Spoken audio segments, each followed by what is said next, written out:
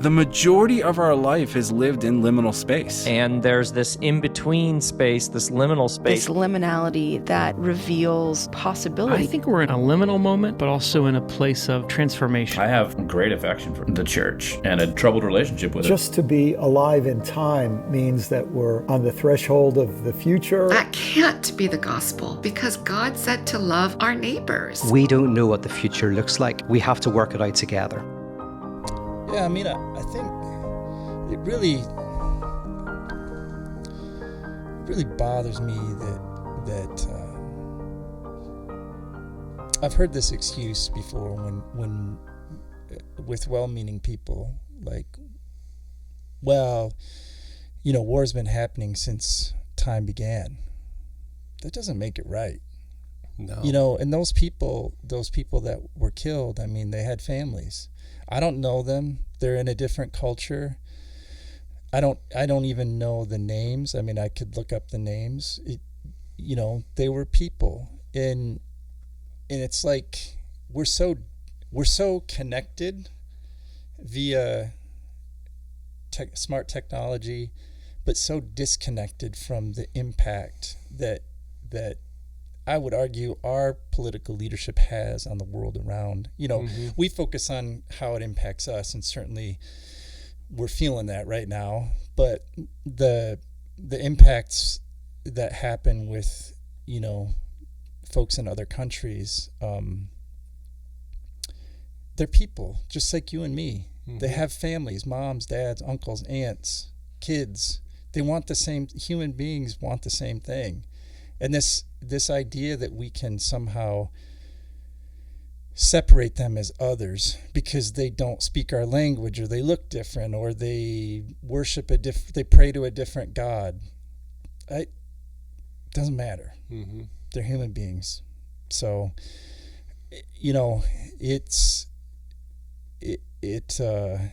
I wish everyday people, and I'm not stereotyping, and I don't think that I focus on it more than anybody else maybe, but we need to talk about those things, and we need to identify with it. And to your point, in the pulpit, when you see injustice and oppression, I don't know who else's job it is other than a pastor to talk about it. You know what I mean? Yeah.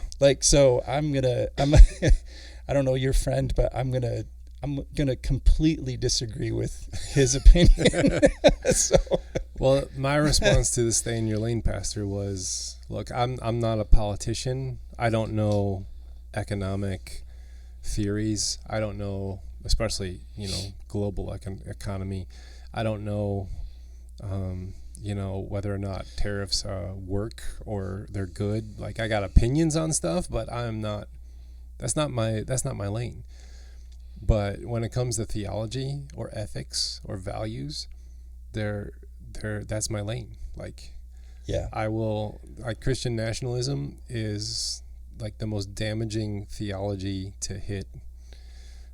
It's not new. I mean, like in 387 AD, the Roman government decided to co-opt the Christian church. It's like, there's nationalism right there.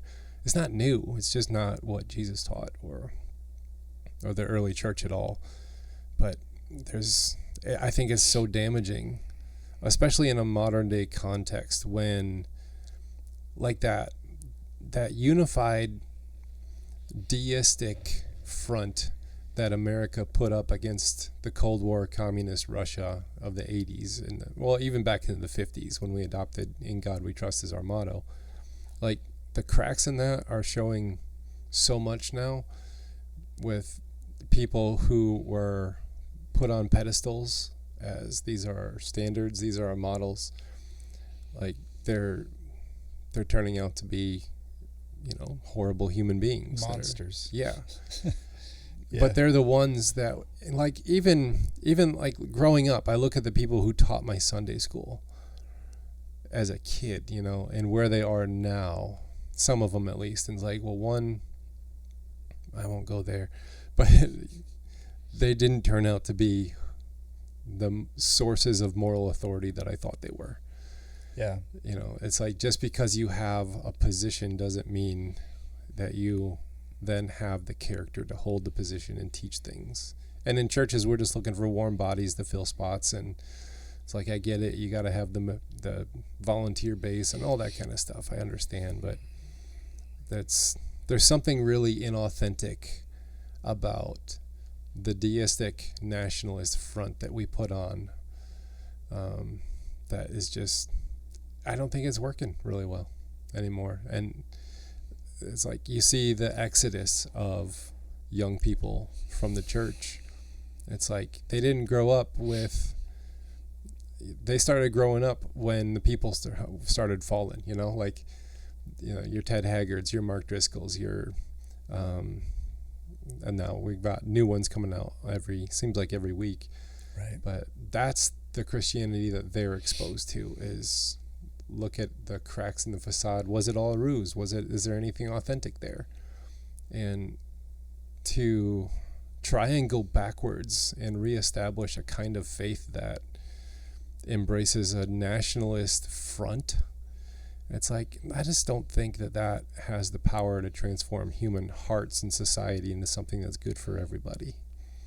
So that's my lane. That's what I talk about. Yeah, and I mean, I can't help, the timing is great that you say that. Now we celebrated our Day of Independence on Friday, and isn't that what we escaped?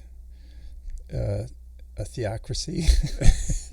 Yes. An authoritarian theocracy. Yet I feel like we want to recreate that somehow. I think Christians do. Yeah, but it's and maybe again, it's like what you were saying. It's okay if you say something that I agree with, and it's my team, it's my side. But man, things can turn pretty quick, So, and they do. Yeah, history tells us it usually goes bad. Yeah, it doesn't usually turn out well. So yeah, and I think Christians hold on to government when they're in charge of it, and then they declare government the enemy when they're not in charge of it. And that flip-flopping back and forth has been happening since FDR.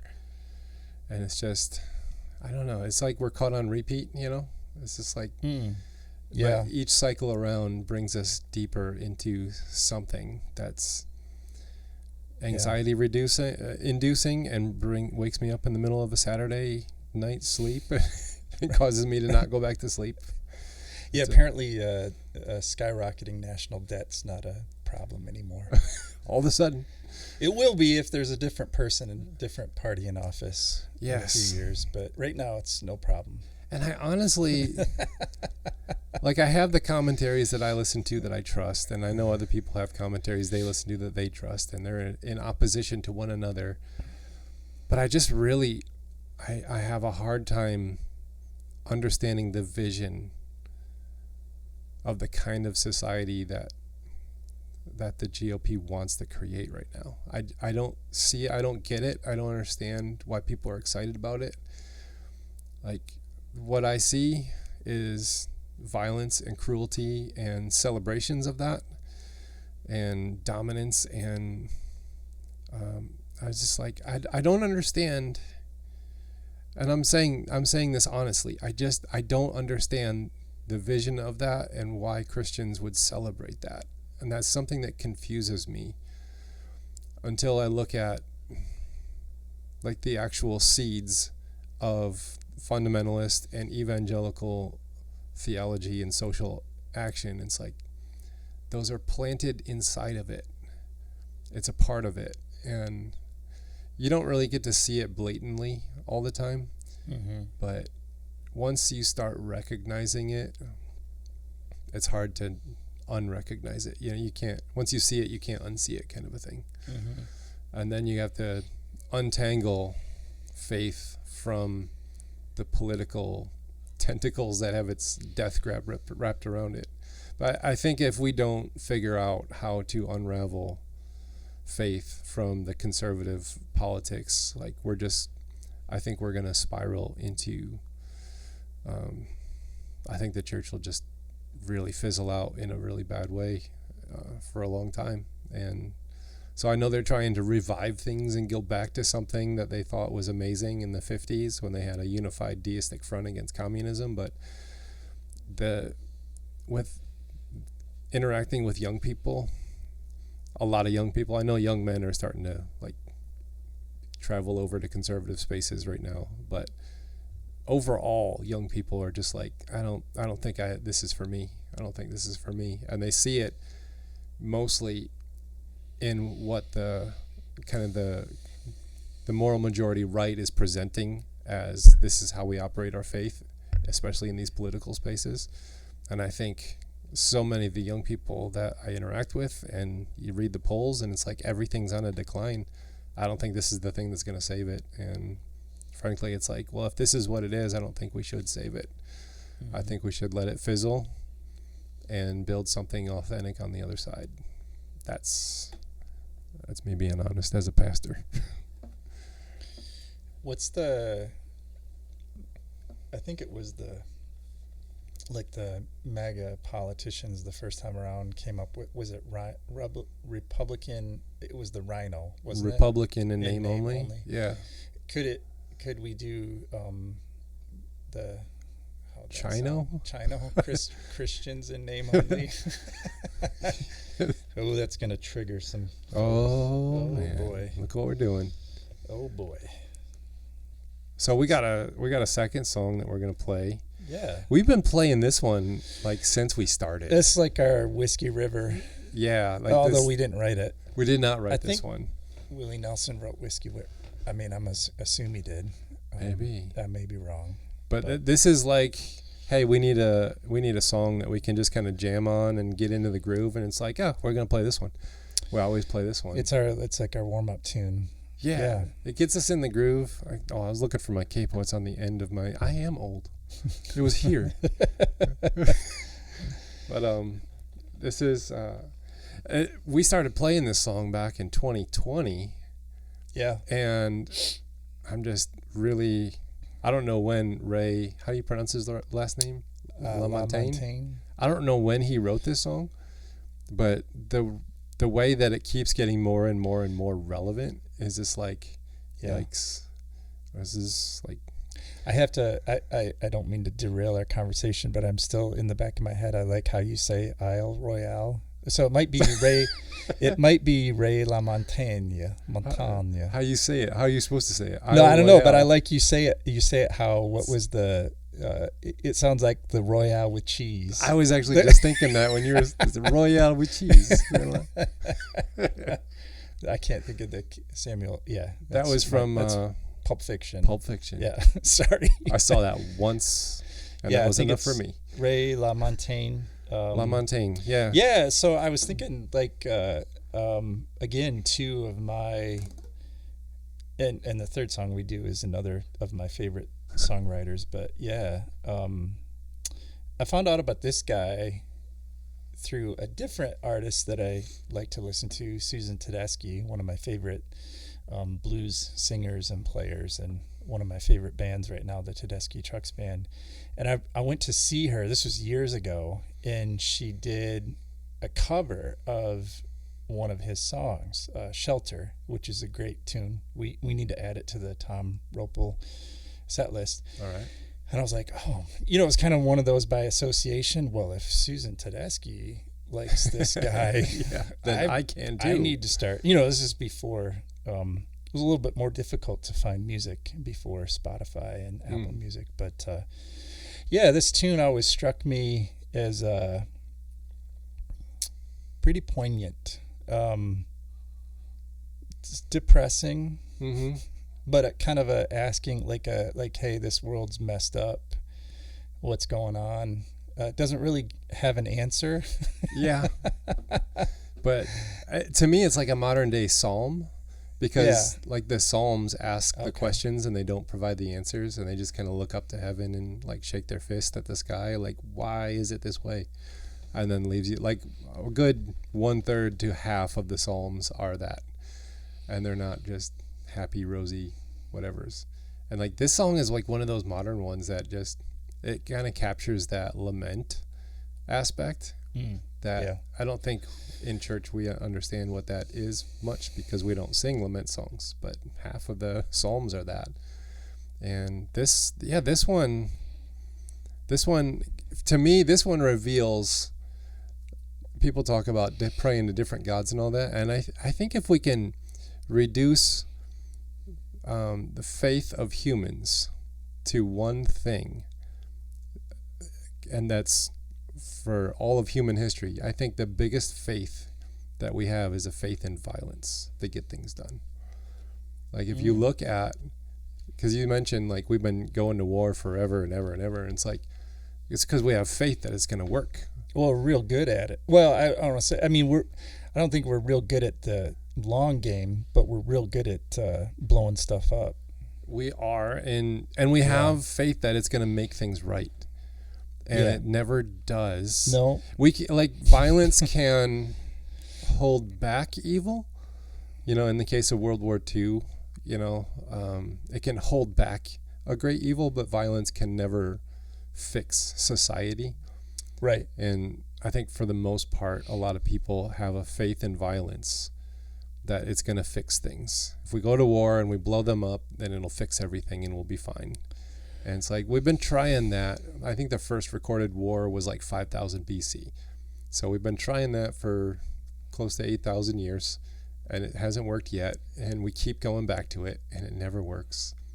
And we have this faith in violence. And then you put a religious robe on that, and you get Christian nationalism. It's a faith in violence will set things right. And the really interesting part, one of my favorite theologians, his name's Kenneth Tanner.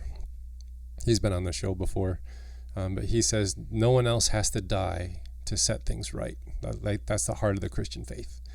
And I'm like, geez. Wow. No one else needs to die to make things right. Like that's the heart of the Christian message. But we just that needs to be a song. Okay, you're on that. I'll let him know. I love that you're on it. That's really good. Yeah, that's true. So this song is called "How Come." How come? Yeah, and it's how come I can't tell the free world from a living hell. And it's like we play this song on stages and people are like jamming along. I don't think they're listening to what we're saying. Yeah, we can get this is a fun one to do with drums. So we'll do what we can with a couple acoustics. If Ray can do it, we can do it. Yeah. Well, let's cover this one and we'll figure out where we go from here. Okay. All right.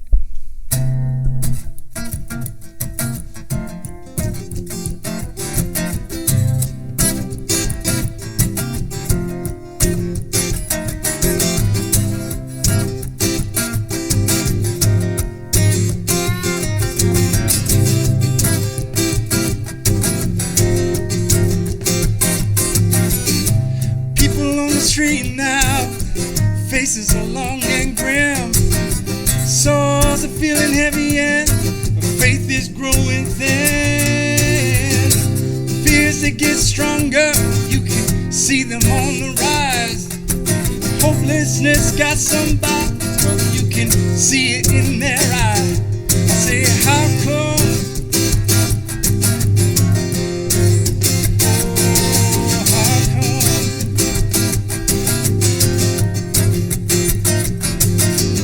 Everybody on a shoestring, everybody in a hole, everybody on an old jet plane, crossing their fingers and toes. Government man spin his politic till he got you pinned. Everybody trying to reach out to each other, but they don't know where to begin. I say, how come I can't tell the free world from the living hell? Now how come?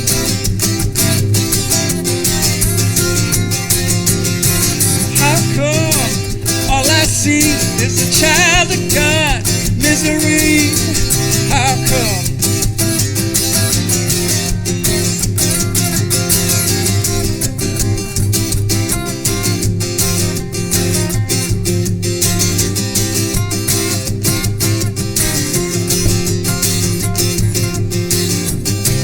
Pistol now as prophet, the bullet some kind of Lord and King. Pain is the only promise that the so-called Savior's gonna bring. Love can be a lie, justice can be a thief. Freedom can be an empty cup from which everybody wanna drink. I say, how come I can't tell the free world from the living hell? Now how come?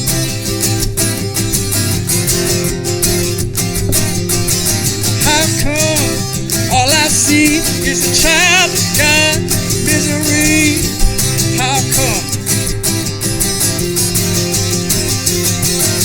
It's just a man killing man, killing man, killing man, killing man. I don't understand. It's just a man killing man, killing man, killing man, killing man. I don't understand. Just a man killing man, killing man, killing man, killing man. I don't understand. Oh, just a man killing man, killing man, killing man, killing man. I don't understand.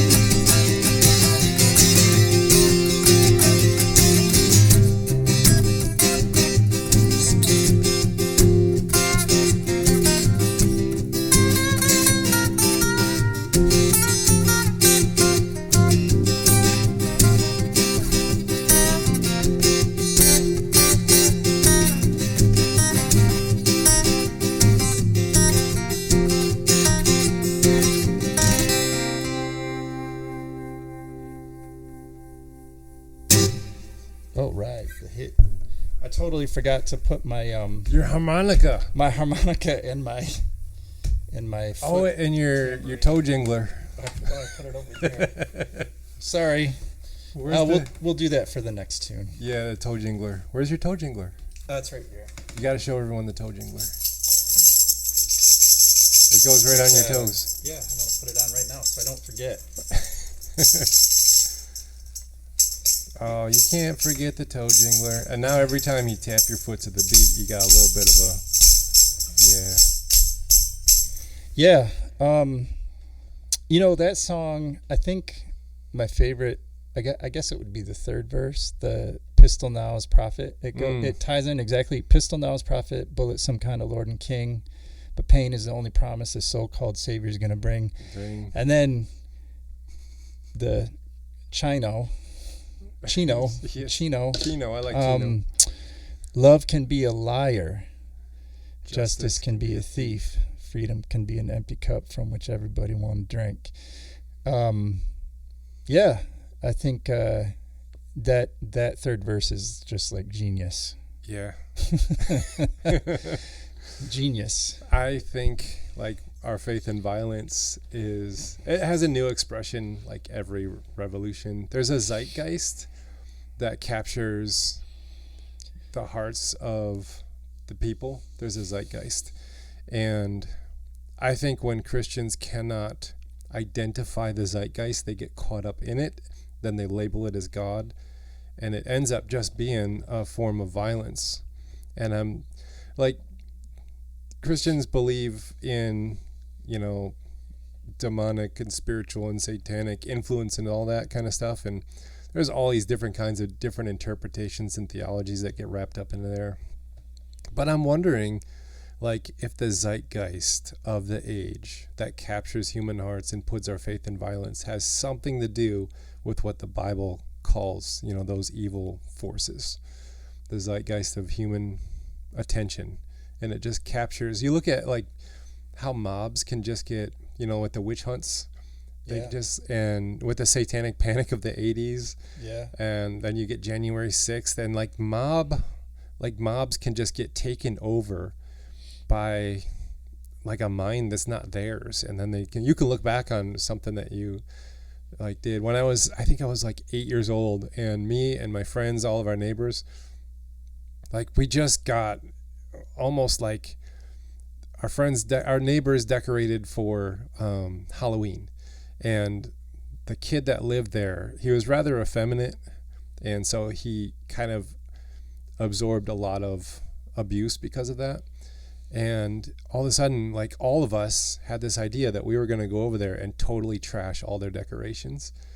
And I'm 9 years old, like, and I was like, yeah, we're doing this. And then all of a sudden I find myself in his yard tearing open those leaf bags that were like jack-o'-lantern printed and just scattering the leaves everywhere. And everybody's doing something. They're smashing the pumpkins on the sidewalk, and then we all run away. And I remember sitting down after that and being like, why did we do that? Like, what happened? I don't even know what I just got caught up in, like, we were all going to do. I can't even remember how we decided we were going to do this. But I felt so bad afterwards, like some kind of a spirit, zeitgeist, collective something, just, I got caught up in it and I did some horrible things. That's something that like stuck with me. Like, I wonder if that has something to do with, what we label, as those forces of evil that are unseen and all that kind of stuff. And I don't know where I'm going with that, but there's a zeitgeist that captures our attention and causes us to do stupid stuff. And when it becomes national, when it becomes global, it's really, Christians need to be the ones to say, no, that's not what we do. They don't need to be the ones, but they absolutely have to be one of the leading voices. It's like, that's what the person that we have faith in did. So I think we should emulate that. Well, and I appreciate you sharing that story. I think that I can't remember if we talked about it last time, but I think in the, I guess maybe I was thinking about it listening to that podcast about the satanic panic and how Devil in the Deep Blue Sea. Yeah, that's a good one. Shout out to that show. That was fantastic. But the idea being that as humans have to construct these stories about these evil forces, and there are always tunnels. I think we talked about everything bad happens in tunnels apparently. Yeah. But it's like we can't come to grips with the fact that every single human being is capable of doing horrific things, just within our biology, within our nature. And if you're in denial of that, you're not being real. I don't think you need a little bit more self-introspection. But we have to create these stories to explain it away. And it makes me think of I don't know if I've ever talked to you about this song, but there's a great, do you remember the band Jars of Clay? I was a big I was a huge fan. I don't know if it's their last album. I don't believe they're a band anymore, but there's a tune called Good Monsters. And it essentially is getting at that point that we're all monsters. There's good ones and there's bad ones. And the problem is the good ones aren't doing enough. We're not doing enough to quell the bad ones. In being, I don't mean that in a alpha fight type way, but I think what the point is that you got to stand up and you have to speak to injustice and speak to truth and punch up, speak to power, and support those around you, because we're all monsters, and the good ones need to do their part. So non-violently, like I always come back to that, because Christians can take those calls for change and whatnot and turn it into violence fast. And I'm not just talking about punch someone in the face, but to try and dominate and manipulate someone else is a form of violence. That's and like that is, Christians have a faith in that. If I can dominate, then I can set the world right. And it's like, that's not how it works. Like, there's no theology in the scriptures that state that.